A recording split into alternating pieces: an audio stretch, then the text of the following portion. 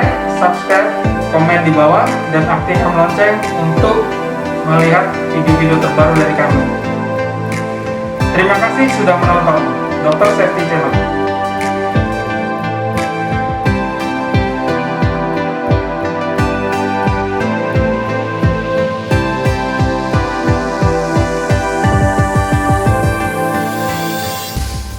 Assalamualaikum warahmatullahi wabarakatuh.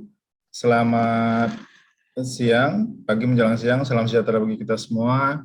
Yang terhormat para pimpinan dari K3KRS di DKI Jakarta, juga teman-teman sekalian, para peserta webinar pada kesempatan kali ini, yang terima kasih telah mengundang kami, BPJS Ketenagakerjaan, dalam sesi penyampaian materi dan juga diskusi berkenaan dengan perlindungan tenaga kerja di masa pandemi dalam webinar penilaian biorisk dan telemedicine dalam upaya mencegah risiko K3 di rumah sakit.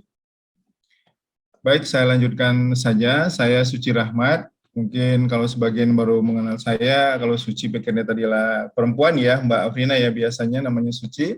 Tapi mungkin sebagian nggak terkejut lah kalau saya yang muncul kenapa laki-laki.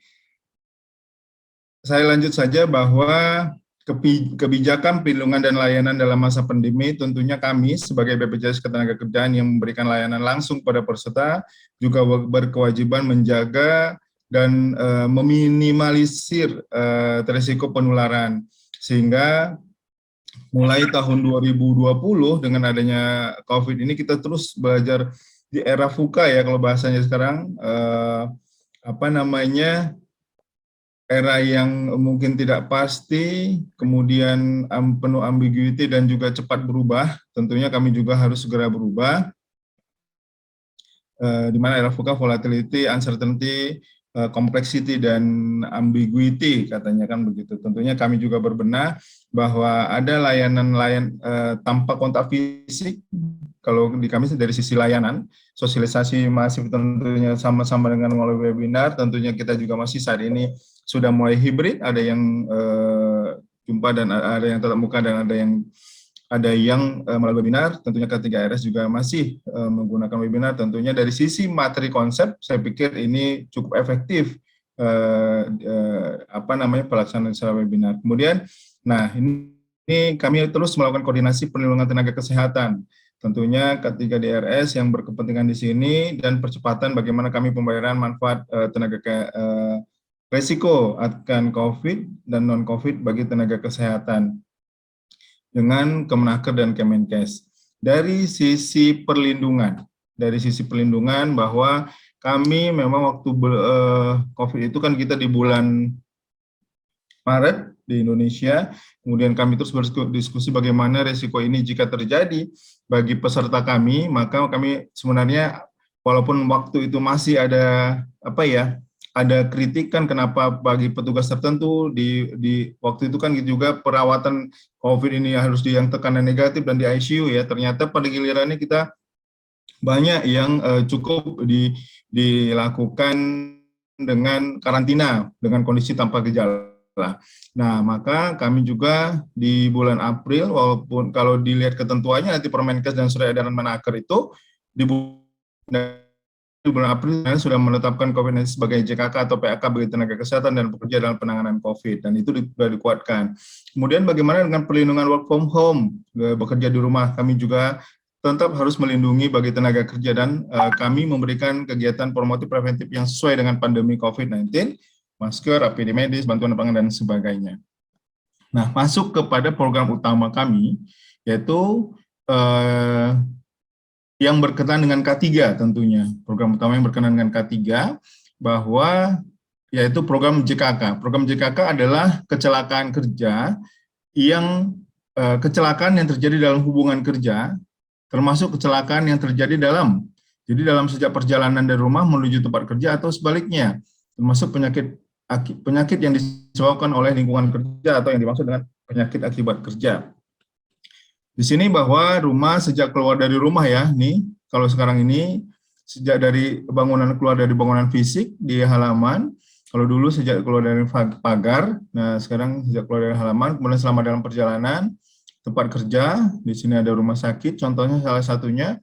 Kemudian jika dia ada dinas keluar kota, dan ini semua dalam perlindungan atau bagian dari hubungan kerja, maka menjadi bagian daripada kecelakaan kerja. Nah, tentunya dengan kondisi pandemi ini, banyak di rumah sakit ada risiko-risiko lain karena COVID bagi tenaga kerja yang non kesehatan. Nah, seperti apa tentunya perlindungannya. Nah, jika dia didapatkan di tempat kerja tentunya sama. Nah, di dalam program JKK itu ada penyakit akibat kerja. Ya, di sini tadi yang saya sebutkan bahwa COVID-19 itu sudah ditetapkan sebagai penyakit akibat kerja kalau dari sisi Kemenkes bagi pekerja yang spesifik. Nah, tentunya ini ada gambaran paru. Kemudian bagaimana dengan work from home? Ada pembagian kerja dari rumah, walaupun sekarang sudah mulai, ini kan di beberapa daerah level 3, 50-50, kalau sebelumnya sudah mulai 75% karena kondisinya membaik. Tapi sebelumnya bahwa banyak yang WFH kerja dari rumah, 75%, bahkan WFH yang masuk 25%. Bagaimana lingkup perlindungannya, apakah sama, kemudian rumah sebagai tempat kerja seperti apa, jam kerja, jam kerjanya sama dengan yang waktu normal. Nah, di sini yang saya sebutkan tadi, selama WFH, kita mungkin melihat ini adalah hal yang baru, tentunya harus kita elaborate kondisi ini, dan harus kita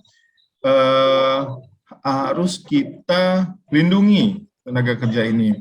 Ya, tentunya dengan ketika dia ada WFH, perusahaan melaporkan, atau ketika ada kejadian risiko kecelakaan maupun bisa jadi dia meninggal mendadak pada saat dia bekerja di rumah, tentunya ada laporan ketika WAO atau work from office dan work from home yang terjadwal. Nah, bisa jadi dengan tema kita sesuaikan dengan tema hari ini, telemedicine yang dilakukan rumah sakit itu bisa jadi kan memungkinkan dilakukan dari rumah. Tentunya pada kapasitas itu dia dikatakan bekerja. Tentunya ketika ada risiko, walaupun pekerjaannya di sisi administrasi dan komunikasi ini bisa jadi dikatakan lebih ringan kondisinya ya daripada dia yang bekerja langsung. Kemudian lingkup perlindungannya, apakah tetap ketika kecelakaan kerja itu apakah ada unsur ruda paksa terjatuh, terpeleset, tersengat listrik ya. Nah, risiko-risiko begini kan tentunya ketika WFH itu mungkin terjadi. Kemudian meninggal mendadak di rumah. Nah, ketika bekerja. Nah, ini juga penting. Kemudian tempat kerja sesuai dengan Undang-Undang Nomor 1 Tahun 70 tentunya ada ruangan, gedung yang berkaitan dengan kegiatan. Tentunya rumah sebagai tempat kerja atau ada yang kos sebagai tempat kerja, dan rutinitasnya seperti apa. Jangan ketika work from home karena mungkin dengan alasan tertentu dia kurang nyaman di rumah, maka ke kafe, ada risiko di kafe yang tidak ada laporan. Nah, kecuali mungkin bisa jadi ketika dia melakukan laporan ke atasannya bahwa wah di sini sinyal kurang bagus. Nah, tentu kan ada alasan-alasan tertentu sehingga dia harus berpindah, rutinitasnya seperti apa. Kemudian tentunya ketika work from home memungkinkan juga dia di luar kota, kapan mulainya? Tentunya dari rumah bukan dari kantor, dan jam kerjanya ya, apakah kejadiannya itu kapan? Pernah juga terjadi ini mohon maaf kalau kami juga mungkin kita harus menolak karena ada pembatasan pekerjaan rumah dan yang selama jam kerja dia lakukan, atau bisa jadi dia overtime kemudian bekerjanya ya overtime, kemudian waktu normalnya sudah terlewatin, tapi ada resiko itu disebabkan oleh pekerjaan yang bukan pekerjaan utama. Nah, ini tentunya kadang di lapangannya memungkinkan untuk terjadinya dispute atau pendapat yang berbeda. Tentunya teman-teman K3 ini rumah sakit harus bisa memahami hal yang seperti ini. Kemudian unsur perintah, nah ini yang penting ketika berpindah tempat yang saya sebutkan tadi, unsur rumah sebagai tempat kerja, apakah dia berpindah tempat ketika WFH, kemudian ada kegiatan yang tidak bisa diwakilkan, misalnya dia makan, dia kemudian harus keluar gitu ya, makanya ini hal-hal yang mungkin bisa kita tolerir dan termasuk dalam lingkup perlindungan. Tapi ada beberapa industri yang merumahkan atau dirumahkan karyawannya atau merumahkan karyawannya karena kondisi produktivitas yang menurun. Nah, tentunya ketika dirumahkan, hubungan kerja memang tetap ada, tetapi mereka tidak ada pekerjaan. Nah, ini yang berbeda. Nah, sesuai dengan SE Menaker 907/2004, merumahkan ini adalah untuk waktu tertentu mencegah adanya PHK. Jadi mereka itu bukan dalam hubungan pekerja, mereka itu bukan bekerja di rumahnya. Jadi jangan sampai mereka yang dirumahkan itu juga dilindungi dari sisi resikonya gitu. Bisa jadi mereka di rumah terpeleset jatuh alasannya karena bekerja, tapi sebenarnya ada mereka itu sedang dalam dirumahkan. Nah, tentunya kita harus bisa memilah mana yang WFH dan mana yang mungkin dirumahkan. Nah, ini tetap ada perlindungan meninggal mendadak. Jadi meninggal mendadak memang tidak ada ya bahwa yang meninggal itu bilang-bilang atau terinformasi. Ketika meninggal mendadak adalah perluasan dari program JKK di mana tenaga kerja tiba-tiba meninggal pada saat bekerja, artinya maksudnya dia tidak ada proses sakitnya gitu. Ya, tidak ada proses sakitnya. Di sini juga disebabkan dulu Permenaker 26, sekarang sebenarnya sudah ada, mohon maaf saya belum menggantinya, Permenaker 5 tahun 2021 nih, mohon maaf. Ini saya koreksi di sini ya, Permenaker 5 tahun 2021. Ada perlindungan meninggal mendadak. Jadi untuk memperoleh jaminan kecelakaan kerja akibat meninggal mendadak di tempat kerja saat WFH, harus memenuhi pekerjaan pada saat bekerja di tempat kerja atau di rumah, tiba-tiba meninggal dunia tanpa melihat sebab sakitnya, tapi dalam posisi diketahui dia sedang bekerja.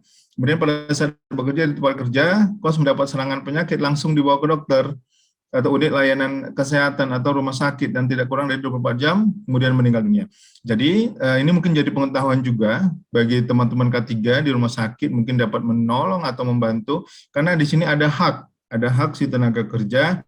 Ketika mungkin ditanyakan dia dari tempat kerjanya langsung dibawa ke rumah sakit, kemudian dia meninggal tidak lebih dalam 1 kali 24 jam, itu perlindungannya adalah perlindungan program JKK. Berbeda dengan ketika dia meninggal biasa dikategorikan, karena apa? Nanti manfaatnya akan lebih besar. Nanti mungkin kita lihat di bagian manfaat. Di sini saya selain JKK, mungkin saya sedikit saja ada menyampaikan terkait dengan program JKM. Nah, untuk skema JKK penyakit akibat kerja COVID, nah ini tentunya sudah berubah-ubah sekarang dengan adanya varian-varian baru. Nah, saya mengambil saja bahwa COVID itu adalah penyakit menular yang disebabkan oleh jenis coronavirus yang baru ditemukan, virus baru yang sebelumnya tidak dikenal, diketahui wabah di Wuhan, Tiongkok sejak Desember tahun 2019. Waktu itu saya kutip dari WHO. Tapi di kita ini tetap dikatakan sebagai wabah bencana non alam. Saat ini sudah ada isu-isu endemik ya, tapi belum ditetapkan hari ini, masih ditanggulangi oleh pemerintah. Masih ketentuan-ketentuan ini masih sesuai ketentuan tentang bencana alam penetapan bencana non alam penyebaran coronavirus sebagai bencana nasional. Nah, ini masih berjalan karena masih dipantau oleh pemerintah, kebijakan vaksinasi dan segala macam ditanggung oleh pemerintah, dan jika ada pengobatan dan segala macamnya juga masih ditanggung oleh pemerintah ya. Ketika mungkin nanti endemik berubah, bisa jadi menjadi tanggungan mungkin BPJS Kesehatan, atau mungkin ketika di tempat kerja menjadi penanggulangan oleh BPJS Ketenagakerjaan. Tapi tentunya kami untuk COVID ini sudah menanggung, tapi dampaknya untuk pengobatan dan perawatan saat ini belum, karena memang masih ditetapkan menjadi bencana nasional. Ini aturan-aturan kami yang mendukung bahwa di sini ada Perpres 07 terkait dengan penyakit akibat kerja, ya, di mana di situ disebutkan ada 4 jenis penyakit akibat kerja. Nah, tentunya kalau sedikit saya sampaikan bahwa ada yang dalam hal penyakit akibat kerja ini ada perbedaan sedikit atau tipis-tipis antara dia sudah punya penyakit tapi diperberat oleh pekerjaannya, atau yang kedua dia memang penyakitnya dicetuskan disebabkan utama oleh pekerjaannya. Ini berbeda. Jadi work related disease, kalau di ILO dia membedakan antara work related disease atau WRD, kemudian menjadi occupational disease atau OD, atau penyakit akibat kerja, dengan penyakit akibat hubungan kerja. Jadi memang bahasanya akibat hubungan kerja kesannya adalah akibat hubungan kerja, tetapi ternyata kalau kita lihat ke bawah, dia kalau penyakit akibat hubungan kerja atau work related disease itu biasanya dia pada populasi penduduk banyak yang menderita ini, contoh TBC, asma pada paru-paru ya misalnya. Kemudian penyebabnya memang multifaktor, bisa didapat dari keluarga, bisa genetik dan segala macamnya. Kemudian pemaparan di tempat kerja menjadi salah satu faktor saja, jadi mencetuskan. Contoh orang yang sudah punya asma, kemudian ditempatkan pada bagian yang berdebu di perusahaannya gitu, atau yang baunya menyengat sehingga mencetuskan penyakit asmanya jadi kambuh yang seharusnya tidak kambuh ya, gitu kan. Maka WRD ini atau WRD ini dia belum dipastikan dapat dilindungi oleh BPJS Ketenagakerjaan, kecuali yang dipastikan adalah yang occupational disease. Biasanya terjadi occupational disease terjadi pada di antara populasi pekerja itu hanya pada pekerja-pekerja tersebut saja, bukan penduduk. Kemudian penyebabnya spesifik karena misalnya dermatitis pada zat kimianya, atau karena ya kalau bahasa kita bilang pneumonia, nanti kita lihat di penyakit akibat kerja ya. Kemudian ada paparan di tempat kerja merupakan hal yang paling penting gitu loh. Pneumokinosis, kemudian asbesitosis yang paling mungkin. Tapi jangan sampai sayangnya ketika ini tidak terdeteksi di lapangan, ujung-ujungnya dia diobati dengan TB paru, itu yang sangat kita sayangkan. Nah, dari sisi jenis penyakit akibat kerja, ya, ada penyakit yang disebabkan oleh pajanan faktor yang timbul aktivitas pekerjaan. Aktivitas pekerjaan, faktor kimia, fisika, faktor biologi, dan penyakit infeksi atau parasit. Itu ada 3 hal. Nanti kita lihat COVID itu di mana. Kemudian ada 2 pendapat ya di situ COVID nanti. Kemudian yang berdasarkan target organ, saluran pernapasan, kulit, gangguan otot, dan gangguan mental perilaku juga.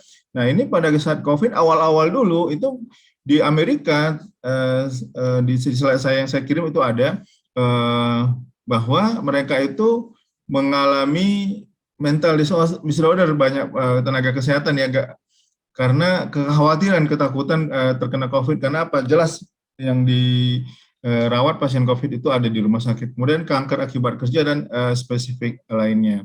Nah, di sini kalau faktor biologi infeksi dan parasit meliputi brucellosis, dari sini ada bahasa virus. Nah, akibat aktivitas pekerjaan di sini memungkinkan oleh karena faktor biologi virus ini, COVID dimasukkan ke dalam bagian yang karena faktor biologi. Kemudian yang saluran sebenarnya di sisi saluran pernapasan ada pneumokinosis, alveolitis alergika, ya, penyakit paru obstruktif dan lain-lain sebagainya. Tentunya ini ini adalah penyakit yang sebenarnya menyerang paru-paru, tapi bisa juga dia karena faktor pencetus akibat paparannya. Nah, di sini penyakit spesifik lainnya yang tadi saya sebutkan. Penyakit spesifik lainnya merupakan penyakit yang disebabkan oleh pekerjaan atau proses kerja, di mana penyakit tersebut ada hubungan langsung dengan antara paparan dengan penyakit yang dialami oleh pekerja. Nah, di sini kalau menurut Kemenkes 327, contoh penyakit spesifik lainnya yaitu nistagmus, biasanya bahasanya adalah nistagmus pada penambang di dalam gua atau di bawah tanah sehingga mengganggu keseimbangan, dan kemudian COVID-19 kalau menurut Kemenkes 327. Nah, ini saya sebutkan COVID sebagai PHK sebenarnya tidak secara spesifik tersebut, tapi jenis paparannya biologi. Kemudian di Kemenkes 327 jelas disebutkan bahwa COVID-19 sebagai PHK yaitu sebagai penyakit akibat kerja yang spesifik pada pekerjaan tertentu. Nah, pekerjaan tertentunya itu siapa? Yaitu tenaga kesehatan dan tenaga non-kesehatan dalam penanganan COVID. Nah, ini dari sisi SE Menaker bahwa WA aja atau telepon. Mohon maaf. Di mute.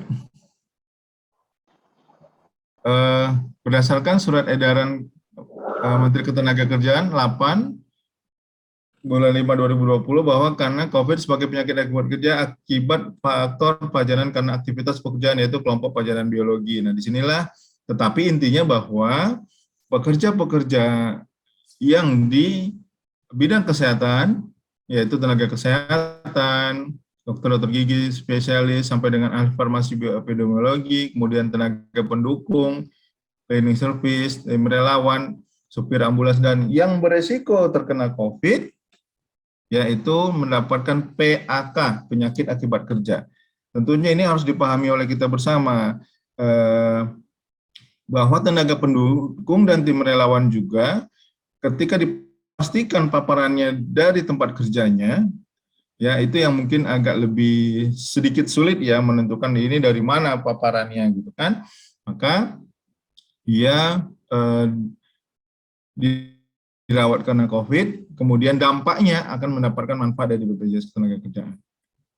Jadi peserta tenaga kesehatan dan relawan di fasilitas kesehatan yang terkena penyakit COVID mendapatkan perlindungan program JKK, yaitu ketika cacat fungsi, jadi karena paru-parunya menurun kemampuan fungsi parunya, kemudian cacat total tetap, ada yang mungkin menyerang otak, ya, kemudian dia meninggal dunia, dan ada yang sembuh. Kalau sembuh mungkin kita akan membayarkan pengganti upahnya. Bagaimana dengan biaya pengobatan dan perawatan PAK karena COVID sesuai dengan Kemenkes 446 2020 ditanggung oleh pemerintah karena masih ditetapkan sebagai bencana nasional non alam, kan itu wabah. Bagaimana dengan perlindungan PAK COVID bagi pekerja swasta lainnya tidak dinyatakan sebagai PAK? Ya, jadi bagaimana dengan perlindungan PAK COVID bagi pekerja swasta lainnya yang tidak bekerja di sektor kesehatan maksudnya, atau dia mungkin bekerja di sektor kesehatan tapi tidak langsung berhubungan dengan pasiennya, tidak diyakini dia COVID karena merawat pasien atau pasien tersebut, maka jika meninggal dunia akan mendapatkan manfaat program JKM. Nanti saya sebutkan juga. Jadi di sini penyakit akibat kerja itu masuk ke dalam program JKK, perlindungannya bagi jadi di sini sesuai dengan SE Menaker 8 dan Kemenkes 327 ya, bagi pekerja sektor kesehatan yang dipastikan COVID-nya karena di tempat kerja. Copot. Mohon maaf. PAK, maka bagi tenaga kesehatan, tenaga pendukung, tim relawan itu sebagai penyakit akibat kerja, tentunya ada manfaat-manfaat yang harus disampaikan kepada si tenaga kerja tersebut atau ahli warisnya. Kemudian kalau dia bagi pekerja penerima upah, bukan penerima upah atau jasa konstruksi atau yang non tenaga kesehatan atau semua peserta atau masyarakat Indonesia, maka dia ketika meninggal akan mendapatkan manfaat JKM. Sebagai penjelasan, tenaga kesehatan yaitu tenaga dokter, perawat, tenaga farmasi, epidemiologi, ya, non kesehatan, semua pekerja, karyawan-karyawati yang bekerja di luar fasilitas kesehatan atau di luar tempat yang dituju sebagai penanganan COVID. Nah, ini tentunya teman-teman dari K3RS harus memahami perlindungan yang harus dia dapatkan, ya, perlindungan yang harus didapatkan sampai di mana. Nah, ketika ada risiko kecelakaan kerja atau penyakit akibat kerja, ya silakan melaporkan. Jadi wajib melapor, memang menyampaikan informasi kepada kami maksudnya. Dan ini kalau ketika lebih dari 2 kali 24 jam bagaimana? Tidak masalah. Ini untuk memastikan golden period sebenarnya, bahwa ketika lebih dari 2 kali 24 jam pun ada masa kadaluarsa. Di PP 44 kadaluarsa klaim 2 tahun. Per 2 Desember 2019 ada PP 82 tahun 2019 sebagai revisi manfaat dari PP 44, itu kadaluarsa klaim itu menjadi 5 tahun. Jadi even dia 2001 kejadiannya 2007 kecelakaan kerja, kemudian dipastikan yakin ini karena kecelakaan kerja, itu masih bisa dilaporkan kepada kami jika belum pernah dilaporkan. Maaf, saya koreksi, kalau sebelumnya, sebelum 2 Desember maksud saya, 2019 itu 2 tahun. Jadi kalau 2017 kemarin itu sudah tidak bisa, sudah lebih dari 2 tahun karena di bawah 2 Desember 2019. Kemudian 2 Desember kemarin sampai dengan saat ini dan seterusnya itu masih 5 tahun. Jadi walaupun sekarang 2 Desember itu sudah lebih ya 2 tahun dari sekarang itu masih bisa dilaporkan, maksud saya seperti itu tadi. Jadi pelaporan ini oleh perusahaan menyampaikan wajibnya 2 kali 24 jam supaya penanganannya bisa lebih baik, lebih cepat sembuh dan risiko kecacatan dan kematian menjadi lebih kecil. Jadi di sini ada pihak perusahaan, pihak pelapor, kemudian mengisi formulir, kemudian melaporkan KKPAK dengan formulir 3 KK1 dalam 2 kali 24 jam, juga melaporkan ke selain ke BPJS Ketenagakerjaan juga menembuskan ke Kemenaker. Supaya apa? Supaya benar-benar dipantau dan dilihat prosesnya seperti apa. Pengawasan itu ada di Kementerian Ketenagakerjaan. Dokumen wajib adalah formulir, kemudian fotokopi kartunya. Kalau ada dia tugas luar surat perintah tugas, lebih baik dijelaskan di dalam formulir ada keterangan kronologis kejadian kecelakaannya atau diyakini dia PAK-nya karena tempat kerja. Pihak pelapor adalah pihak yang bertanggung jawab untuk melaporkan telah terjadinya kecelakaan kerja atau penyakit akibat kerja, yaitu pemberi kerja, peserta atau perwakilan peserta atau wadah tertentu ketika dia peserta bukan penerima upah. Nah ini untuk PAK COVID kami menggunakan formulir, cukup mengisi ini saja. Kami sudah yakin bahwa ketika diisi, kemudian diagnosisnya disertai dengan pemeriksaan penunjang, klinisnya misalnya batuk, sesak nafas, kemudian udah tugas dia merawat pasien COVID atau diyakini didapat karena COVID, hubungan antara waktu perjalanan kurang dari 14 hari, kemudian faktor lain di luar tempat kerja diyakini tidak ada, kemudian kondisi akhirnya adalah perawatan karena COVID-19 akibat kerja. Di sini dokter yang paling mengetahui adalah teman-teman di lapangannya, dan dokter tentunya orang yang paling ahli dan mengetahui penyakit tersebut. Jadi cukup dengan keterangan ini kami akan menerima dan menanggung. Saat ini sudah lebih dari 150 mungkin dari 500 ya yang nah itu peserta kami yang PAK COVID itu kita sudah 150 yang terlaporkan dan sekitar 59 yang meninggal dunia sudah kita bayarkan. Nah ini manfaat dari kecelakaan kerja. Ketika kecelakaan kerja ada biaya pengangkutan, ketika ambulan darat, laut, dan ketika harus dia dirujuk ke kota lain, manfaat udaranya 10 juta. Nah, kalau khusus COVID, biaya pengobatan dan perawatannya sesuai dengan Kemenkes 446 2020, kami tidak tanggung. Nah, di situ dia bedanya. Tetapi kalau bukan karena COVID, tentunya kami tanggung. Saya kalikan di sini hanya untuk penegasan dalam hal ini, karena masa pandemi COVID, khusus di sini adalah kebanyakan dari K3 rumah sakit yang berpotensi karena COVID. Sementara ini karena masih ditetapkan sebagai bencana nasional, dari tahun 2020 kemarin, tentunya kami pengobatan dan perawatan itu belum menjadi bagian dari perlindungan kami untuk COVID. Mungkin ke depan ketika sudah ada perubahan kebijakan terkait dengan saat ini kita lihat mungkin menurun, mudah-mudahan Omikron ya tidak sampai ke kita sehingga kasusnya baik dan juga sudah terpetakan di daerah mana menjadi endemik. Maka ketika daerah lain menjadi ada risiko, tentunya ini bisa ditanggung menjadi bagian dari pengobatan dan perawatan di program JKK. Mungkin perlu diskusi lebih lanjut. Jadi ketika dia sembuh, maka kami karena COVID ya, sementara tidak mampu bekerja akan kami tanggung. 6 bulan pertama, 6 bulan kedua, dan seterusnya. Nah ini kami bayarkan ke perusahaan tetap akan menggaji, jadi nggak boleh orang yang sakit karena kecelakaan kerja itu dipecat. Dampak dari ketika dirawat atau dia tidak bekerja adalah bisa bekerja kembali, selesai sembuh, sampai cacat, kemudian dia cacat, kemudian ada yang meninggal dunia. Nah, meninggal dunia inilah yang kami akan tanggung. Ya, nanti meninggal dunia itu manfaatnya sama dengan meninggal dunia di bawah. Nah, ketika dia cacat fungsi, contoh fungsi parunya ya karena COVID, kemudian setelah 3 bulan juga beberapa masih permanen, maka akan kita tanggung.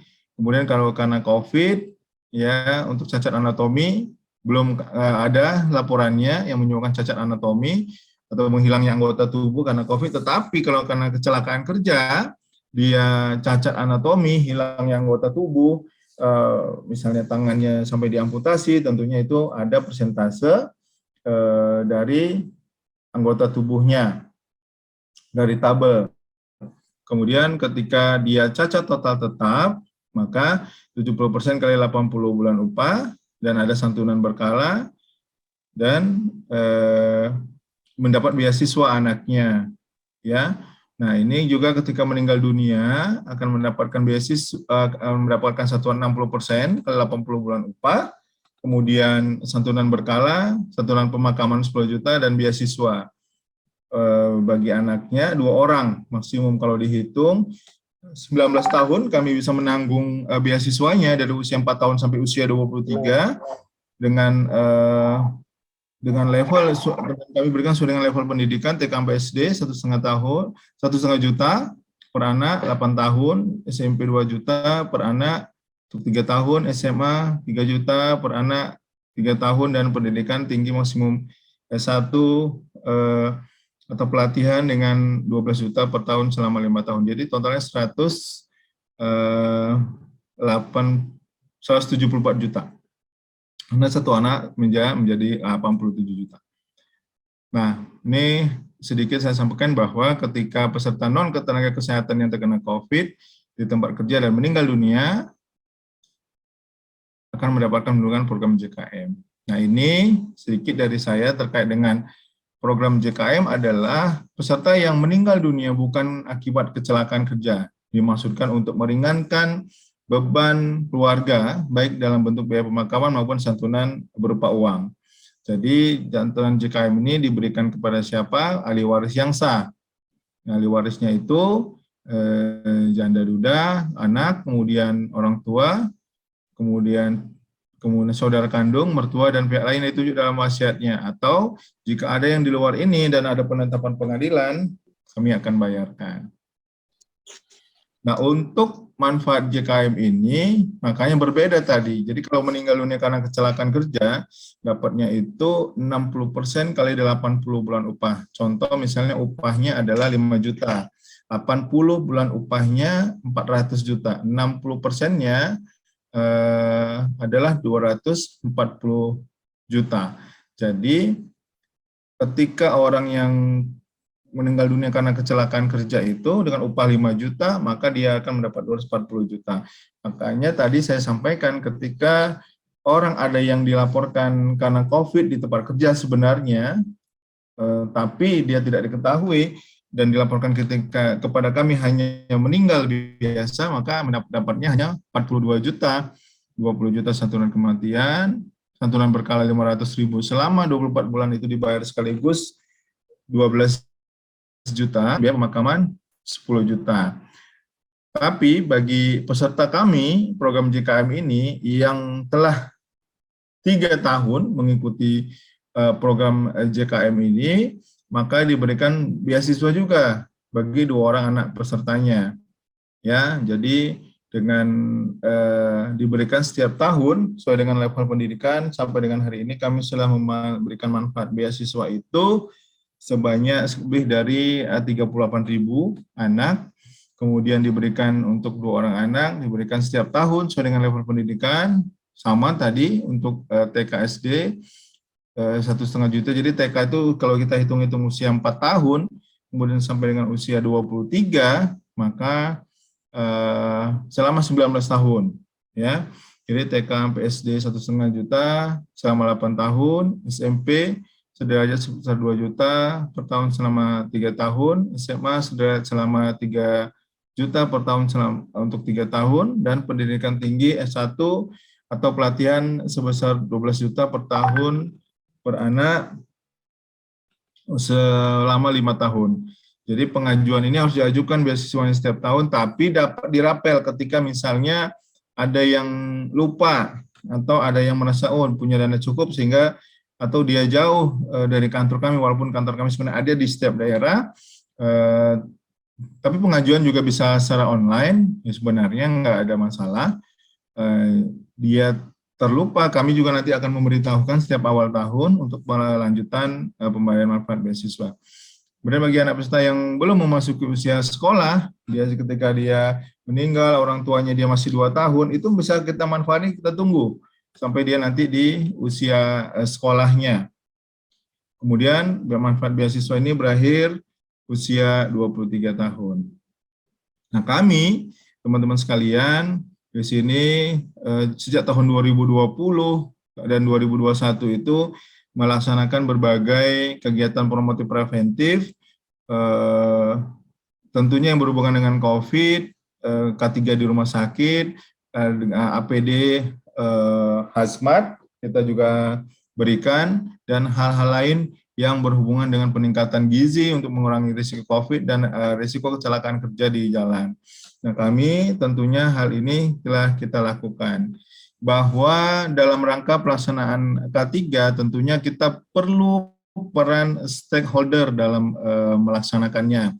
Di sini Vaskes dan teman-teman dari K3 rumah sakit tentunya kami meningkatkan kompetensi SDM manajer SDM, case manager, dokter ahli, PAK, relawan, medis termasuk pemahaman terkait dengan penegakan PAK. Bapak Ibu sekalian, perlu dipahami bahwa laporan kepada kami terkait dengan penyakit akibat kerja itu sangat minim. Apakah memang tenaga kesehatan tidak memahami, khususnya di rumah sakit ya, seharusnya resiko-resiko itu dengan adanya contoh nih paling ringan adalah yang paling sering terjadi adalah needle stick injury ya.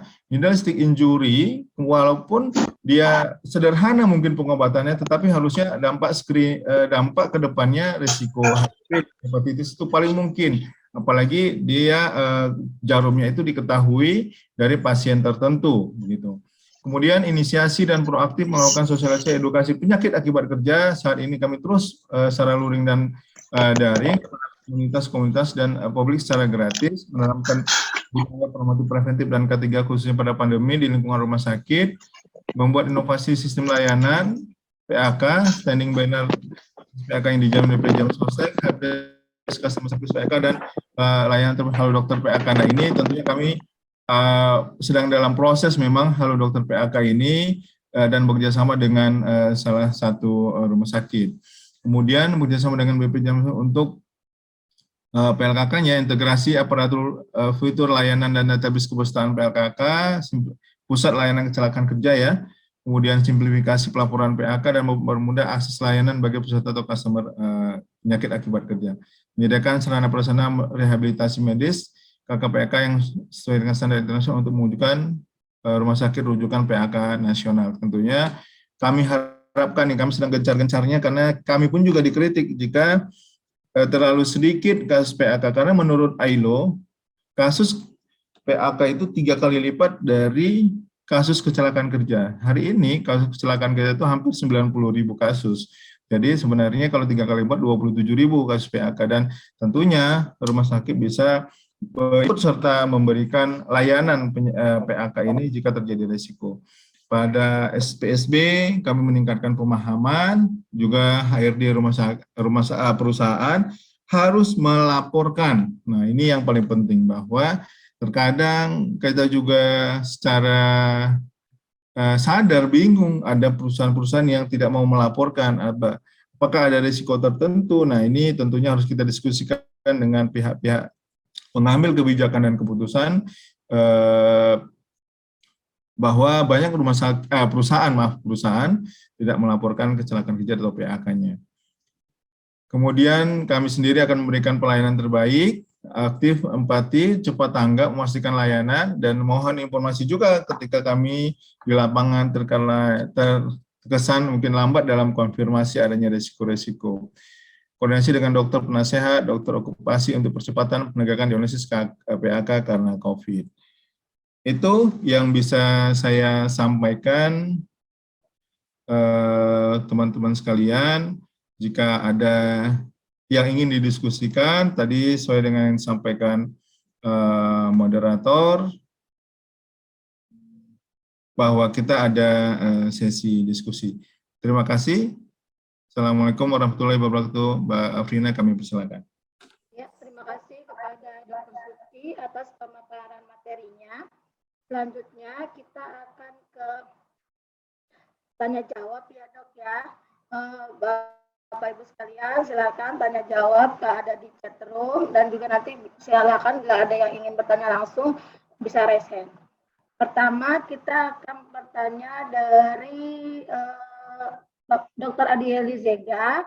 Izin bertanya, apakah ANS sudah tercover pada asuransi dengan strategi Oh, ini juga sudah saya jawab, Dok, terakhir. Maaf, Kalau enggak, Halo, mohon pada peserta untuk dinonaktifkan dulu, di-mute-kan dulu audionya.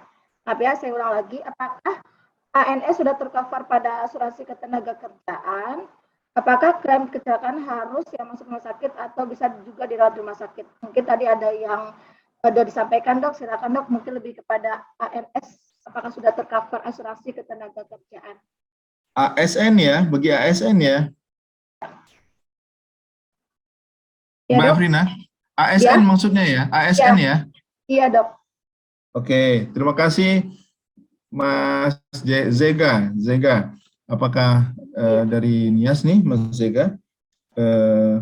Pertama, apakah ASN sudah terlindungi jaminan sosial? Kalau dikatakan sudah terlindungi jaminan asuransi jaminan sosial, sudah. Tetapi untuk ASN itu bukan di BPJS Ketenagakerjaan, tetapi di PT Taspen. Nah, PT Taspen tentunya harus melakukan sosialisasi hal yang sama, sebagaimana kami juga melakukannya. Tetapi secara implementasinya, saya kurang memahami detail bagaimana perlindungan. Tetapi seharusnya sama. Ketika kami diskusi-diskusi di tingkat nasional, tentunya masing-masing ini berperan, Mas Zeka dan Bapak Ibu sekalian, bahwa ketika dia karyawan BUMN swasta dan mungkin di sini rumah sakit yang swasta, itu tentunya menjadi peserta BPJS Ketenagakerjaan. Pastikan Bapak Ibu sudah terlindungi. Karena kalau Bapak Ibu belum terlindungi ada resiko, maka pemberi kerjanya wajib melindungi, memberikan manfaat yang sama sebagaimana kami memberikannya, yaitu di PP 44 tahun 2015. Untuk TNI Polri itu dilindunginya oleh Asabri untuk TNI Polri, dan di sini untuk ASN dilindunginya oleh PT Taspen. Ini untuk jaminan kecelakaan kerja dan jaminan kematiannya. Apalagi karena COVID ini kita sudah sepakat dengan Kemenkes, walaupun mungkin tidak melindungi pengobatan dan perawatannya, tapi dampaknya, kecacatannya, ya, kemudian resikonya meninggal dunia, gitu kan, bahwa karena COVID ini yang meninggal dunia itu selalu kami laporkan kepada Kemenkes, gitu. Sepengetahuan saya, Taspen dan Asabri juga ada melaporkan kasus-kasus yang mereka lindungi dan mereka bayarkan risiko karena COVID-19-nya. Mungkin itu jawaban saya, Mbak Afrina. Ya, baik dok. Seperti itu ya kepada Dr. Adieli. Selanjutnya, mungkin ada yang mau bertanya langsung? Bila belum Silakan, masih ada langsung, waktu. saya akan ke slide ke chatroom lagi. Begini dok, pertanyaannya tentang, ini mungkin teknis ya. Bagaimana dengan satu orang dengan penyakit LBP, HNP yang dapat dipastikan akibat mendorong lemari yang berat, sementara teman yang lainnya tidak menderita hal tersebut, apakah itu termasuk dari penyakit akibat kerja atau tidak? Ya. PAK atau tidak. Ini siapa yang tanya tadi, Mbak Afrina? Dari Edwin Banjar, dok. Edwin, ya. Bagus ini Mas Edwin. Ya. Jadi begini, bahwa memang kapasitas orang itu berbeda-beda, ya, bahwa dalam kasus PAK ini menarik kasusnya, bahwa kasus PAK seharusnya, ini sebaiknya, ketika masuk rumah sakit, ada pemeriksaan screening, dipastikan dia sehat, kan begitu.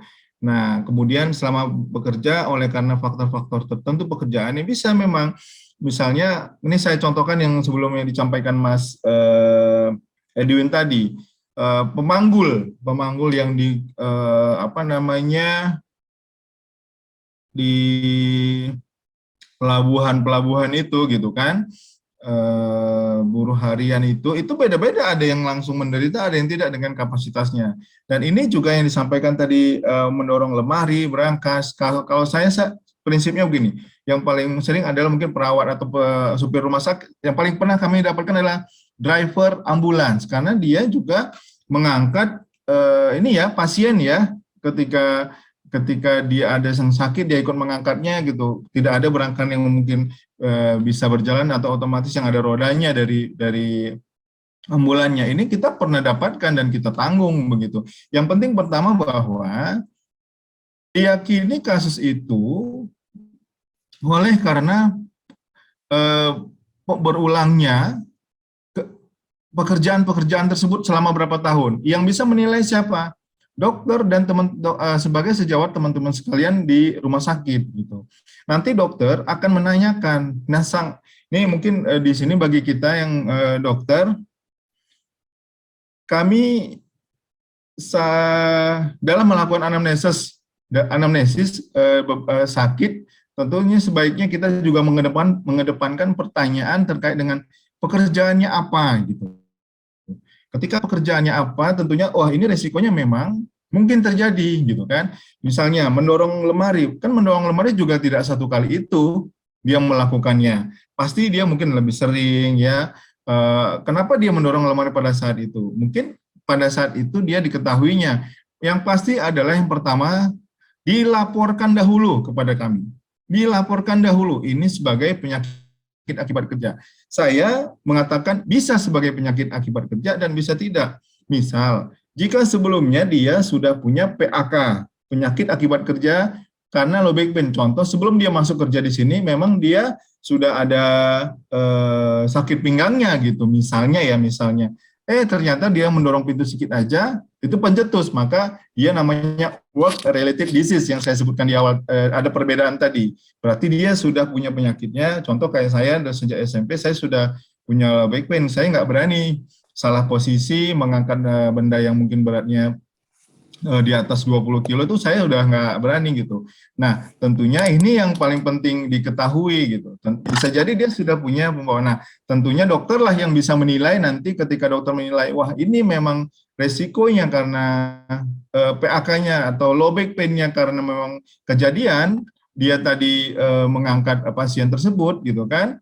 Nah, kalau dari sisi kerusakan hasil MRI itu nampak bahwa ada jejas di tulang belakangnya gitu, penekanan yang lebih kuat. Jadi tentunya ini butuh pemeriksaan lebih lanjut. Jadi jawabannya bisa dikatakan ini PAK dan bisa juga pada beberapa kasus ini dia sudah dicetuskan oleh penyakitnya sebelumnya. Mungkin itu jawaban saya, Mas Edwin. Saya penekanannya adalah sebaiknya kita melakukan screening awal, screening rutin. Contoh yang saya sebutkan tadi, needle stick injury. Bagi bulan sekali, dan karena akan melihat, misal ketika 6 bulan sekali dia rutin negatif, kemudian dia pernah tertusuk oleh pasien, kemudian di screening langsung dia HbSAg meningkat. Nah, tentunya ini bisa diyakini karena tertusuknya gitu. Itu dari saya, Mbak Afrina. Ya, terima kasih dok atas jawabannya. Begitu ya, Bapak Ada yang Edwin. raise hand? Ya, oke. Ada yang mau bertanya langsung? Kalau belum ada, kita lanjut ke pertanyaan dari chatroom ya dok ya. Dokter Haja Fitrianti itu sepertinya raise hand nggak ya? Oh, belum ada. Oke, ya, ya ada yang bertanya, silakan kepada Dr. Fitri ya. Assalamualaikum. Ya. Assalamualaikum, mohon izin Dokter Suci, saya off kamera sedang di lapangan, Dok. oh iya, monggo dok, silakan. Dok, mohon izin, saya ingin menanyakan Dok batasan terkait tadi Dokter menyampaikan untuk mendiagnosa PAK, kan memang agak sulit ya Dok PAK itu, dan mungkin saya juga pernah tahu ada pelatihannya Dok ya untuk PAK, untuk bisa menetapkan karena PAK atau hubungan karena work related disease. Nah, pertanyaan saya, kalau misalnya yang mendiagnosa itu setiap dokter itu berhak bisa menetapkan diagnosa PAK yang sudah benar-benar dilatih, atau memang bagaimana ya Dok?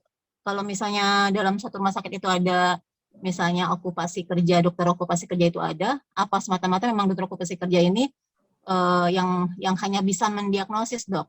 Itu nanti hubungannya dengan rekan kerja DPJP yang lainnya seperti apa ya Dok pelaporannya? Karena memang ini kan banyak ya Dok, maksudnya bukan banyak sih, mungkin ada saja pekerja dengan jumlah yang pekerja misalnya dengan rumah sakit tipe B, kalau ditelusuri lagi sebenarnya bisa saja mungkin dinyatakan bahwa PHK itu ada saja gitu.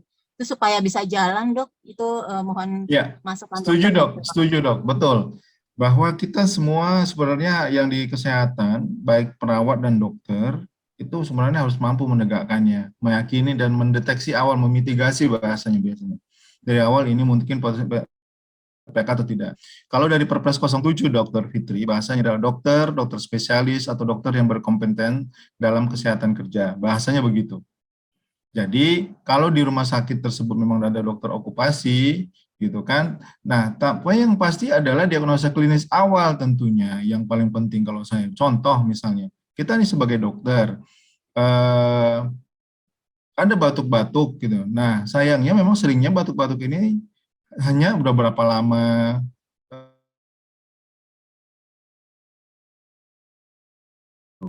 tapi pekerjaannya ternyata dia bekerja di tempat yang berdebu atau tempat yang asbes, pabrik asbes misalnya, atau pabrik gypsum ya, sekarang kalau asbes itu tidak ada.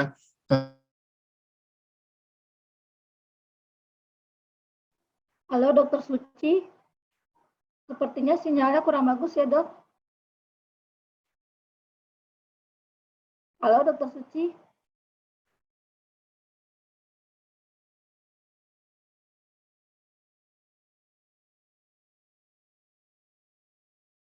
Wah, mohon maaf tadi saya terlempar. Iya Dok, tadi sampai ke tentang asbes Dok. Ya, tentang asbesitosis. Nah, tentunya kita bisa duga sebagai dokter, tentunya kita menduga ini batuknya karena repetitif pengulangan di tempat kerjanya. Atau contoh dia carpal tunnel syndrome. Kita mungkin belum ketahui ini sebagai carpal tunnel syndrome, tapi ada sakit di pergelangan tangannya gitu. Dia rupanya apa? Dia tukang las. Nah, apakah dia tukang las pernah ditanyakan? Ini jarang kalau dia nanti tidak dirujuk ke dokter ortopedi atau. Nah, orang mau kemana ya? Pernah saya diskusi juga dengan dokter ortopedi hal ini. Maka ternyata di ortopedi sekarang ada bagian tangan kan gitu ya kekhususannya. Nah, sebenarnya mitigasi awalnya yang paling penting ketika ada gejala klinisnya. Jadi semuanya itu memang berhak melakukan dan mendiagnosa awal ini sebagai dugaan. Sebaik-baiknya adalah memang kita memahami ada kriteria 7 langkah penetapan PAK yang saya sebutkan tadi. Contoh ini ya, di screen saya yang berkenaan dengan penetapan COVID sebagai PAK itu. Nah, itu 7 area ini 7 langkah, tapi ternyata di COVID nggak mesti 7 langkah, cukup 5 saja gitu. Nah, diagnosa klinis kalau COVID ini mengajarkan kita bahwa semua dokter bisa berhak untuk menentukan suatu kasus PAK. Dan Perpres sebaik-baiknya memang kita paham dulu kriteria PAK itu seperti apa ya, bahwa dia nantinya perlu pemeriksaan kesehatan awal gitu. Saya memang harusnya setelah ini saya ada 7 langkah biasanya yang saya terangkan gitu. Tapi saya pikir ini bisa menggambarkan ya kejadian COVID-nya PA mesti 7 langkah, udah langkah keempatnya udah diketahui, tinggal langkah ke-7-nya gitu loh, atau tinggal penegakannya. Oh iya, ini memang diyakini karena tadi misalnya ya low back pain gitu kan, kejadiannya jelas. Setelah itu dia memang kesakitan mengangkat. Seberapa sering? Tiap hari 3 kali misalnya dia mengangkat pasien-pasien itu, ya sudah. Tentu dokter yang bisa menilai. Jadi kalau kami sebagai pihak asuransi yang menanggung itu tidak menetapkan dokter A, dokter B, dokter C, dokter Fitri. Kami yang pasti bahwa kalaupun ada nanti dilaporkan dan kami ragu, itu ada dokter penasehat ya ketenaga kerjaan dan pengawas yang bisa kami konsultasikan, atau kami boleh juga berkonsultasi dengan dokter ahli. Di lapangan, contoh kalau kita paksakan harus dokter okupasi misalnya, atau dokter yang K3 misalnya, MK3. Di RSUD di lapangan itu seperti apa? Kan tidak paham ya. Tidak ada, tidak ada dokter-dokter ini. Jadi apakah tidak terdiagnosis penyakit ini? Kan nggak mungkin juga tidak terdiagnosis. Makanya tentunya tinggal bagaimana dokter mau mengembangkan kompetensi dan kemampuannya untuk mengetahui bahwa ada sisi lain dari sakit ini atau penyakit ini yang memang berhubungan dengan pekerjaan gitu. Tidak serta-merta hanya masalah kesehatan pribadi dan lingkungan mungkin di rumah saja. Jadi sekali lagi kami tetap berpatokan pada Perpres 07 tahun 2019 bahwa dokter spesialis dan dokter kesehatan kerja yang memahami terkait dengan kesehatan kerja. Sebaik-baiknya adalah yang sudah mendapatkan pelatihan. Jadi kita lebih yakin ketika menegakkannya. Mungkin itu dari saya,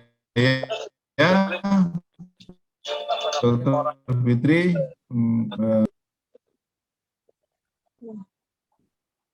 Ya, makasih dok.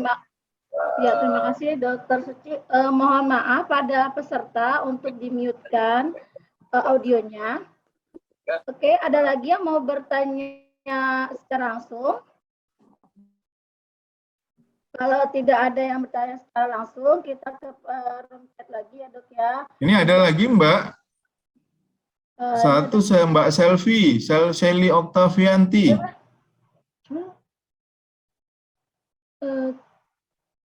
Itu ada satu lagi tuh Mbak Shelly Oktavianti. Ya, silakan. Mungkin Mbak moga Shelly, terakhir silakan, boleh. Bertanya langsung silakan. Selamat siang dokter, saya mau nanya. Ya, waktu tahun 2017 di tempat rumah sakit saya yang lama itu kebetulan ada kejadian needle stick injury. Itu pertama kalinya dilaporkan. 2017? Ya betul. Itu pertama kalinya terjadi needle stick injury. Nah, ketika saya tanya pihak HRD, kan itu jatuhnya kecelakaan kerja ya dok ya. Saya konsulkan di HRD. Iya betul. HRD, kejadiannya kecelakaan kerja benar. Ya, melaporkan ke pihak BPJS Tenagakerjaan. Ternyata yang stick injury ini tidak di cover. Yang di cover hanya kalau misalnya kayak kapas diobatin gitu aja dok. Tapi kan yang saya takutkan adalah kasus ini akan menjadi PAK suatu saat nanti ya dok ya. Karena kita nggak tahu pasien-pasiennya ini memiliki riwayat ada hepatitis K apa AIDS ya dok ya. Akhirnya saya mengajukan untuk pemeriksaan lab HIV, anti-HIV, HIV, sama HBsAg. Maaf, terputus. Akhirnya saya mengajukan untuk pemeriksaan lab yang anti-HIV, HBsAg, dan HIV. Kemudian saya mengajukan lagi untuk divaksin. Tapi ternyata dari pihak BPJS itu masuknya jadinya pencegahan. Ya. Nah, itu gimana ya, Dok ya? Karena ini oke. Itu masih 2017 ya, Mbak? Ya, 2017. Nah, terakhir 2000. Nah, saya belum update lagi, terakhir 2020 saya bikin anggaran sendiri dari rumah sakit itu supaya untuk cek lab dan imunisasi yang HBsAg itu di cover oleh rumah sakit. Tapi dengan yang saya takutkan adalah ketika nanti ini suatu hari pekerja saya tertular, yang saya punya bukti hanya pemeriksaan darahnya saja, tapi saya tidak mempunyai bukti dari pasiennya ada riwayat atau tidak. Itu bagaimana ya, Dok ya? Ya, baik. Terima kasih. Mungkin saya menjawab. Begini yang pasti sampaikan ketika ke depan, ini saya bicara ke depan ya, bahwa ada teman-teman kami di lapangan yang menjawab ini sebagai pencegahan saja atau seperti apa tidak ditanggung pengobatan. Jadi memang seiring waktu bahwa needle stick injury itu di OSA, Occupational Health and Safety Association, itu diketahui dipastikan itu adalah memang bagian daripada kecelakaan kerja dan berdampak kepada penyakit akibat kerja.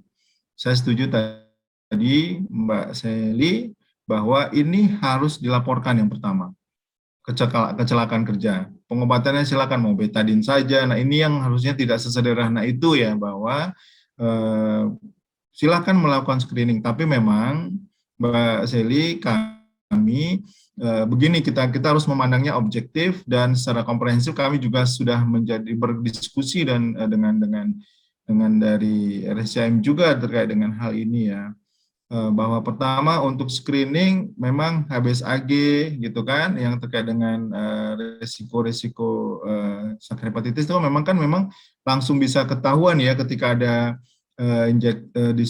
terinjeksi, kemudian bisa langsung meningkat dia kadarnya. Tapi ternyata kalau HIV itu kan ada window period itu sama 28 sampai 30 hari. Dia kalau ikut di screening, ternyata screening itu untuk apa? Apakah dia pernah sebagai screening untuk dia tidak sekarang sebenarnya diperiksa. Nanti window periodnya nanti setelah mungkin 24 hari atau 3 bulan. Apakah ada kenaikan di situ gitu loh. Yang paling sering ini 3 hal ini langsung diperiksa. HIV itu saya juga pengalaman saya waktu memindah langsung beberapa rumah sakit, di rumah sakit besar itu bagus. Itu terlaporkan kepada kami dan kita akui kalau yang pelaporannya sebagai rumah sakit ini memang harus dilaporkan ya, kejadian-kejadian ini harus minimal ternyata bagian daripada K3 rumah sakit. Bukan hanya bagi perawat, ternyata itu bagi petugas kebersihan. Ya, petugas kebersihan itu memungkinkan ketika dia sembarangan membuang sampah sampah disposal untuk alat kesehatan, ada di situ sprit tertusuk. Nah ini juga beresiko. Nah ini harus tercatatkan dan terlaporkan dengan baik. Jadi bahwa sekali lagi kalau kami berdasarkan indikasinya, kalau diketahui si pasien menderita HIV misalnya, tentu itu silakan langsung diperiksakan dan disesuaikan. Kemudian memang kalau untuk vaksinnya, nah ini memang kalau memang terjadi peningkatan itu yang diberikan gitu, bahwa dia tadi kan diperiksa nih di screening tertusuk, kemudian diperiksa, jika ada peningkatan maka vaksinnya diberikan. Jadi tentunya ini sesuai dengan indikasinya gitu. Sayangnya ini sering sekali semuanya jadi langsung diperiksa dan diberikan gitu. Mungkin itu yang bisa saya sampaikan. Mungkin teman-teman rumah sakit jika ada mendapati kasus yang sama, sampaikan saja melalui sosialisasi ini. Saya Dr. Suci Rahmat ada menyampaikan bahwa needle stick injury itu untuk screeningnya, dan ketika ada hasil screening yang terjadi peningkatan, maka vaksinnya juga ditanggung. Mungkin itu yang bisa saya sampaikan. Pak Prina, saya kembalikan. Ya baik, terima kasih Dok atas jawabannya. Begitu ya Mbak Seli. Belum ada lagi yang bertanya langsung, saya akan lihat di chat room. Pertanyaannya dari Bapak Jendrawan Pati. Begini Dok, apabila ada karyawan dari sebuah rumah sakit terkena COVID namun masih menunggak iuran itu ya BPJS TK gitu ya, apakah klaimnya bisa diterima? Oke, menunggak iuran. Jadi BPJS Ketenagakerjaan sesuai dengan PP 44 tahun 2015, walaupun menunggak iuran tapi masih dalam 3 bulan berturut-turut. Contoh ini bulan Desember. terakhir membayar iuran adalah bulan September. Maka Oktober, November, Desember kena COVID-nya kapan? Bulan Desember, bulan ketiga. Kemudian dia meninggal di bulan, maaf nih ya, mohon maaf, ketika dia kena COVID misalnya meninggal dunia. Maka manfaatnya masih kami bayarkan, gitu. Hutangnya nanti akan tetap dibayarkan, harus dibayarkan oleh perusahaan. Cuma memang perhitungan upahnya, upah pada bulan September ketika untuk menghitung manfaatnya 60% kali 80 bulan upah, mana tahu di tengah-tengah dia ada peningkatan upah ya. Jadi manfaat resikonya yang dampaknya itu kan kami sebutkan tadi bahwa ketika COVID itu kami membayarkan dampaknya. Dampaknya apa? Meninggal dunia. Meninggal dunia itu harus kami bayarkan ketika dia 3 bulan. Tapi kalau lebih dari 3 bulan berturut-turut, mohon maaf, tadi ketika bayar adalah September, Oktober, November, Desember, dia ada resikonya, ada meninggalnya di Januari misalnya. Pokoknya katakannya lebih dari 3 bulan, maka mohon maaf, kami belum bisa membayarkan. Nanti setelah perusahaan membayarkan sampai dengan bulan dia meninggal dunia atau kejadian risiko terjadi, maka kami akan membayarkan manfaatnya. Kalau dari sisi ketentuannya, PP-nya perusahaan harus mendahulukan. Harus dahulukan perusahaan, baru kami nanti akan ganti ke perusahaannya. Mungkin itu Mbak Afrina. Iya, baik. Saya menunggu ini. Iya, terima kasih. Mau bertanya langsung? Kalau tidak ada, kita buat pertanyaan chat. Mohon maaf kepada peserta untuk di-mute-kan dulu. Ya, selanjutnya Dok, dari pertanyaannya ini dari Dr. Novan. Ada 2 kasus ya. Pertanyaan pertama adalah beliau ini bekerja di rumah sakit swasta, merawat pasien COVID, tapi tidak untuk pasien COVID tindakan operasi, karena tidak ada fasilitas OKA, tekanan negatif Dok. Pertanyaannya, ada perawat di rumah sakit kami, dinas di bagian OKA, terpapar COVID, dan kemudian meninggal di rumah sakit. Apakah bisa tergolong PAK? Karena almarhum tidak memberikan pelayanan atau perawatan pasien COVID, tapi ada kemungkinan terpapar dari lingkungan kerja. Seperti itu, Dok.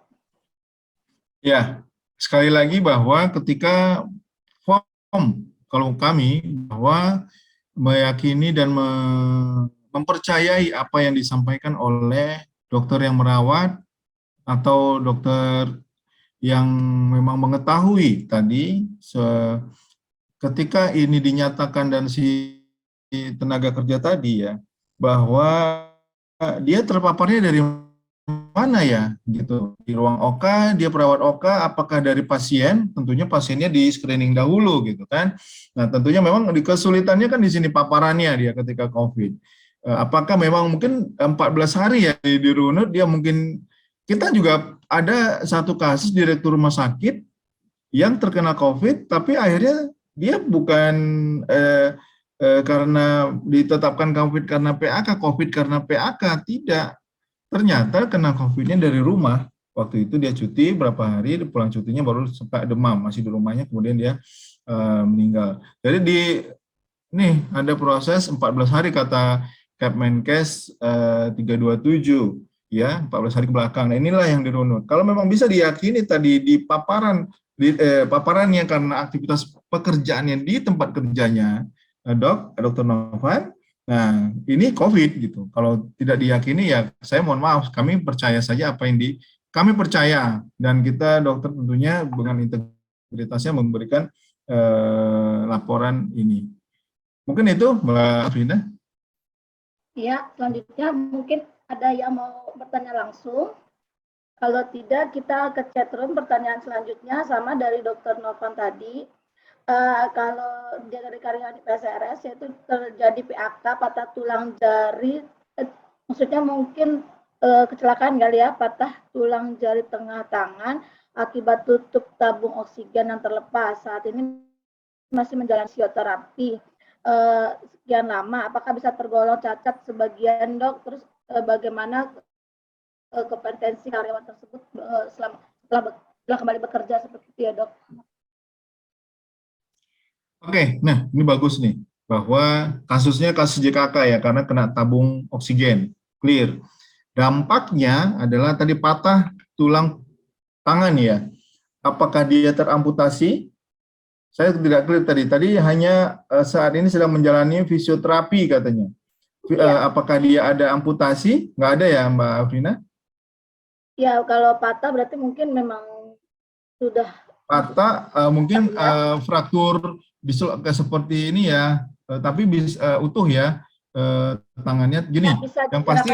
ya, Dok, ya. Oke, berarti bahwa ini saya jelaskan bahwa di kami itu ada namanya kecacatan. Cacat pertama, cacat fungsi. Bisa jadi karena kebentur, dia sampai dislokasi hebat, dan fungsinya jadi berkurang. Ini mohon maaf ya, mohon maaf. Ini ada gelas. Fungsi dia menggenggam benda dengan berat tertentu nanti akan dihitung oleh siapa? Dokter rehab medik. Ya, sehingga terjadi kekurangan fungsi. Nah, ini kapan dia berhenti? Ketika dokter menyatakan sudah cukup proses penyembuhan proses pengobatan melalui rehabilitasinya, dan dia tidak bisa dikembalikan sempurna ketika dites dengan tes tertentu, tentunya mengetahui adalah dokter rehab medis, dikatakan ada penurunan fungsi, maka dia namanya cacat fungsi. Kemudian dia akan kembali bekerja, itulah program Return to Work. Kami akan mendampingi dan berkonsultasi dengan dokter okupasi dan dokter rehabilitasi medis, kemana dia akan kuat dan dia akan dinilai biasanya keahlian apa yang mungkin dia bisa yang lain selain dia bagian daripada oksigen tadi gitu. Nah, tentu itu namanya program Return to Work dan bekerjasama dengan rumah sakit atau perusahaannya di bagian mana dia memungkinkan dipindah, dia tidak boleh dipecat. Yang kedua, mungkin dampak dari frakturnya ada fraktur amputasi. Ya, contoh sehingga putus jari ibu jari, di sini 15%. Nah, hilang. Nah, ini namanya adalah cacat amputasi. Cacat tetap sebagian namanya, tetap sebagian amputasi. Jadi 15% kali 80 bulan upah langsung. Ini kalau ini 15%, ini 9%, ini 9%. Ya. Nah, ada yang ketiga namanya cacat total tetap. Jadi memang cacat amputasi itu kan kesannya total tetap, tapi dia tidak tetap. Maksudnya dia amputasi kehilangan tangan. Cacat total tetap itu adalah yang memang benar lumpuh dan tidak bisa menggerakkan seluruh anggota gerak, sehingga dia tidak bisa bekerja sama sekali. Nah, tentunya itu nggak mungkin kita ikutkan program Return to Work ya. Karena apa? Dia sudah bisa dinyatakan selesai dengan pekerjaannya dan dia tidak bisa dinilai fit to work. Jadi tadi bannya adalah sampai dinyatakan oleh dokter, kami percaya lagi kami percaya oleh dokter, dia dinyatakan sembuh dengan cacat. Cacat apa? Cacat fungsi. Nah, kehilangan fungsinya, penurunan fungsinya akan dinilai oleh dokter. Berapa persen? Jadi di anggota sini ini 32% nih satu tangan, penurunan fungsinya berapa persen? Nanti dihitung. Ada penurunan menggenggam atau kekuatan ototnya tangannya ini sekitar misalnya katakanlah 30%. Maka 30% kali 32% tangan dari pergelangan ke sini fungsinya, kemudian dikali dengan 80 bulan upahnya. Mungkin itu Mbak Afrina dari saya. Mungkin bisa ya kita selesaikan. Saya ada aktivitas yang lain. Iya. Mohon maaf ini. Iya, Dok, sudah juga selesai waktunya. Mohon maaf kepada rekan-rekan, Bapak Ibu sekalian yang masih ada pertanyaan belum bisa terjawab gitu ya. Nanti mungkin ada kesempatan di lain waktu kita bisa diskusi lagi ya, Dok ya. Oke, terima kasih banyak kepada Dr. Suci Ahmad. Mohon maaf batin. Kita beri aplaus dulu kepada Dr. Suci. Ya, terima kasih. Ya, terima kasih Dr. Suci.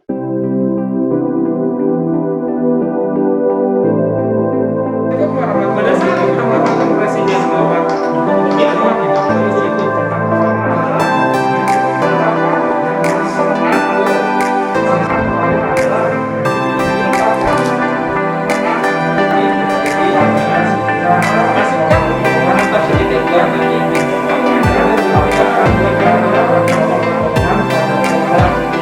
jangan lupa like, subscribe, komen di bawah, dan aktifkan lonceng untuk melihat video-video terbaru dari kami. Terima kasih sudah menonton Dr. Safety Channel.